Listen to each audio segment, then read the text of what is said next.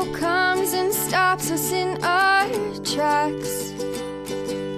Bravely we prove in our striving, trudging together each day. Where there's a will, there's a way. Good afternoon, everyone. Welcome to today's Daily Reflection. It is February 14th. It's Valentine's Day. Happy Valentine's Day to all my friends out there. And stuff. I'm not big on celebrating Valentine's Day. And I think that my wife might be getting upset about that. No, I've always just felt that if I love somebody, I'm going to show them. It's how I am. And I don't like being forced to do something, especially when it comes to my intimacy with my wife. Nope. No, nobody else gets to determine that. I get to, and when and where. And I hope I do that right? It's a commitment. It's something that we do. I love my wife very, very much, and I would do anything for her. So if she came to me and said, Dion, in order for us to stay together, we got to celebrate Valentine's Day, I'd do it. So, all right. Well, if you're here, let me know that you're here. Say hi. That way I can get you in the show. If you got a topic, something you'd like to hear, please feel free to bring it up, and I will do what I can to get to it. So today we're going to be talking on demands and expectations. It was demands versus expectations, but this is one and the same thing. So when I am expecting something, I usually have demands behind them. My phone is going off. I'm just going to make it quiet so it doesn't distract me. Looked like it was a happy Valentine's from my doctor's office or something. I'll be your Valentine. Okay. But these things kind of go hand in hand, don't you think? The demand and the expectations. But before we get to that, I wanted to read out of ODAT. I really like what I had to say today. So I wanted to read out of it real quick before we get to the actual daily reflection. Today, I will take time to list the positive aspects of my new life and the blessings that will accompany the miracles of my recovery.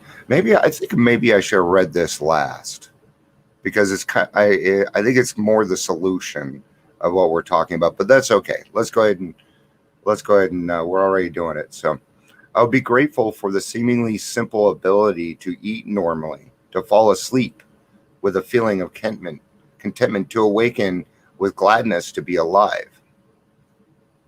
These things are miracles, man. Showering, taking your meds on time, eating regularly. These are really, really important, because we are a lot of times malnourished when we get here, and our body is craving a lot of different things. So listen to your body on that. I will be grateful for the ability to face life on life's terms with peace of mind, self-respect, and full possession of my faculties. On a daily basis, do I count my blessings? Do I seek through prayer and meditation to improve my conscious contact with God as I understand Him? Are you given kudos? Something good happened to you? You thank the guy upstairs? I think what we're talking about here, for me anyway, is humility. And humility is something very, very big in my life. It's something that I work on almost every single day. And I stay there because of what I do. I do a lot of talking. I talk to a lot of people. Things are always on the move. And I get a lot of people call me things that I'm actually not, but I have to be okay with that. And it's tough. So what I do is I keep myself humble, man.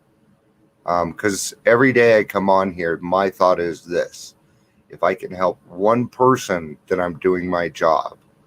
Okay. If I start getting caught up in how many people I can help per day and doing that, then things start going wrong. Okay. So I can't force. Did you ever try and force something and it just didn't feel right? Like with little Angelina, the one that the podcast I just did, we were trying to force it at first. It wasn't sitting right with me. Something in my gut said this just isn't going to happen today. I just know it. Then it's because God has plans, and sometimes you're going to find in the beginning when we first get here, the answer is going to be no. Okay, then after a little bit, it's not yet, and then God starts saying yes, and we scramble because we weren't ready. Okay, but we're able to do it. Okay, if God gives you a gift, take it, man. If he says, yeah, today you get to use your brain because you're capable of doing it, then do it. Those are gifts. On this day of love giving, may I count all the good things in my life and give thanks for them. May I take no blessings for granted, including the beating of my own heart and the fresh feel of new air as I breathe. Today I'll remember to count and consider my blessings. Yeah, even today it's cold, right? I still get to enjoy my day though. Okay. But it's funny because ever since I asked God for the willingness to quit smoking, I got sick. Now the weather, I just don't want to go outside and smoke. Don't tell me it doesn't work. Because it works. I regret asking him. Expectations versus demands. Burning the idea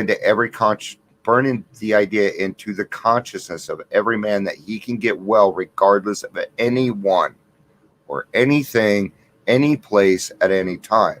The only condition is that he trusts God and clean house. Alcoholics Anonymous, page 98.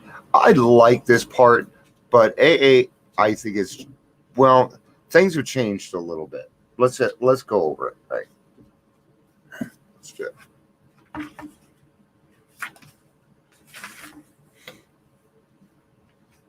It is not a matter of giving that is in question. This is out of working with others. But when and how to give. These are the things that we are going to start learning once we get into that 9th and 10th step. Okay?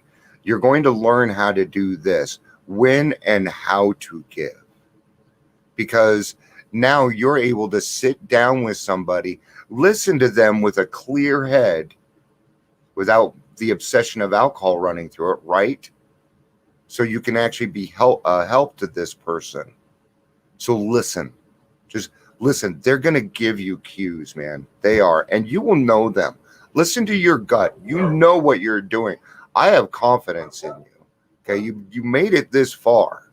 Okay, working with others can be extremely intimidating.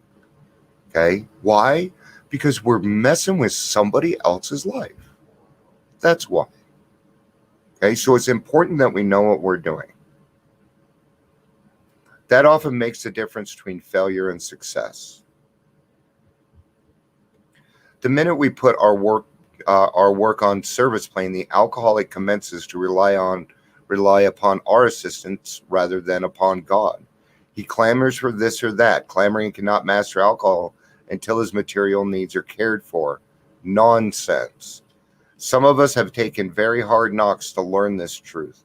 Job or no job, wife or no wife, we simply do not stop drinking so long as we place dependence upon other people ahead of dependence upon God. Now I'm gonna read this next paragraph, and then I'm gonna get into something a little bit here. Burn the idea into the consciousness of every man that he can get well regardless of anyone. The only condition is that he trusts in God and clean house. I agree with every single thing that they're saying here, except for one. Okay. Now they don't bring it up in here, but it is a part of it. I believe in housing first. Okay. Put a roof over the person's freaking head first. Please, just do it. I don't care if they're going to go back out and fucking drink or not.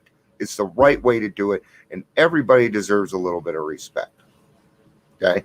Can you get and stay sober and be homeless? Yes, I see it all the time. I know plenty of people right now that are that are sober and homeless. Morning, Mark. Good to see you. That'd be Mark Hope. He runs Hope. He runs a bunch of Hopes Up for business. Okay, so if you're kind of floundering in business, Mark's the kind of guy that you want to get hooked up with. He also runs Action Computers, or you have some kind of tie in there. They're freaking awesome over there. I love Action Computers. I plug everybody that comes along here, guys. Why? Because this is what we do. Okay. My job is to do this. Mark's job is a little bit different, but he's still helping people. He's still doing this. So let's get back to the roof over the head. Okay. I went through a place called the Phoenix Concept, and it's still there. Okay. And we would put a roof over somebody's health, help them detox. This was back in 1989. We didn't have the facilities we have now. Okay. But even then, a bunch of Skid Row drunks said, yes, put a roof over that man's head first. Okay. It makes a world of difference. You do. If you haven't been there, then you don't know. Okay. And I'm sorry you don't know, but I don't want you to know either. It's like my wife is like, I wish I understood you a little bit better. I'm like, I'm glad you do not. Because I'm sorry, my wife is way too nice for this disease. So now the domestic problems, there may be divorce, separation, or just strained relations. Okay. Now, even if you don't have a family or you don't have a significant other, think of your brothers, your sisters, your mom, your dad, your cousins, your uncles, your aunts. Okay. Friends that are family.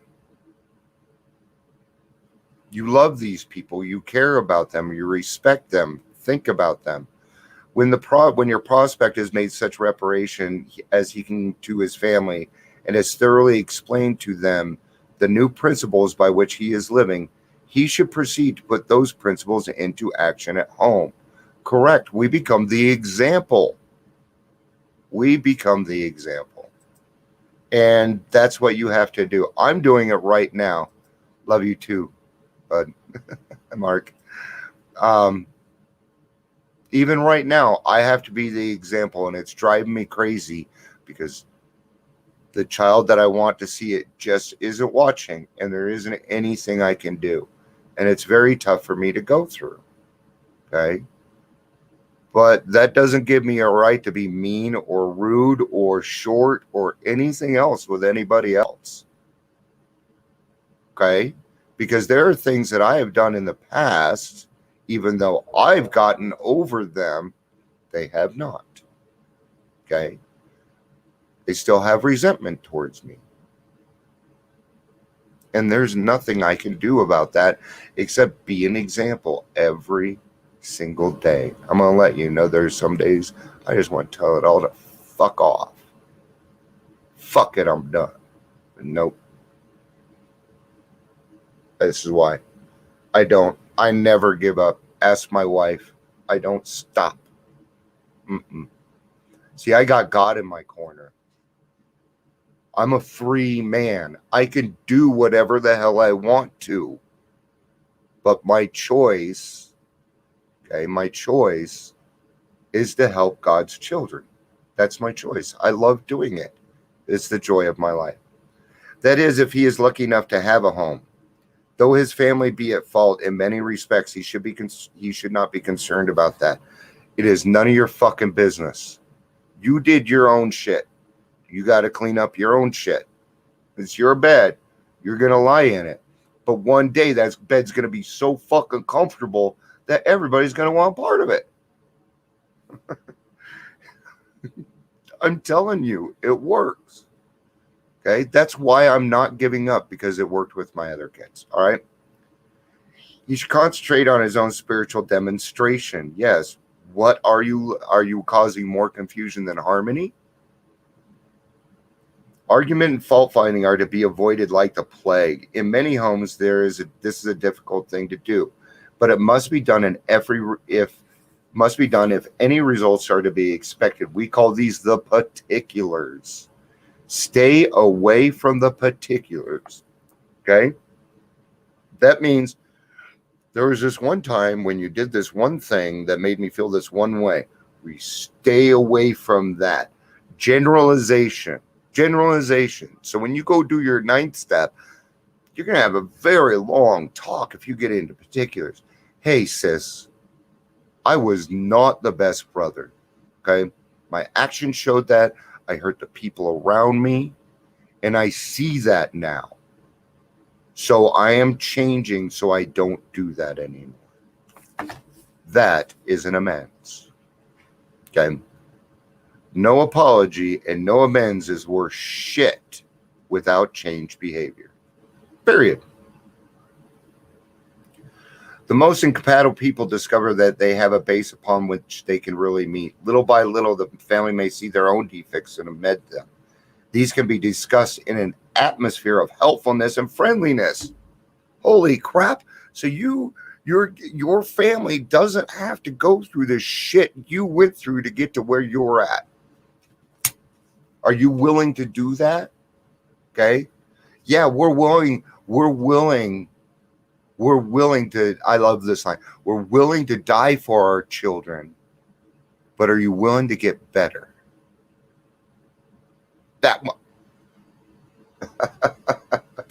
Would you rather, you'd probably rather die first, huh?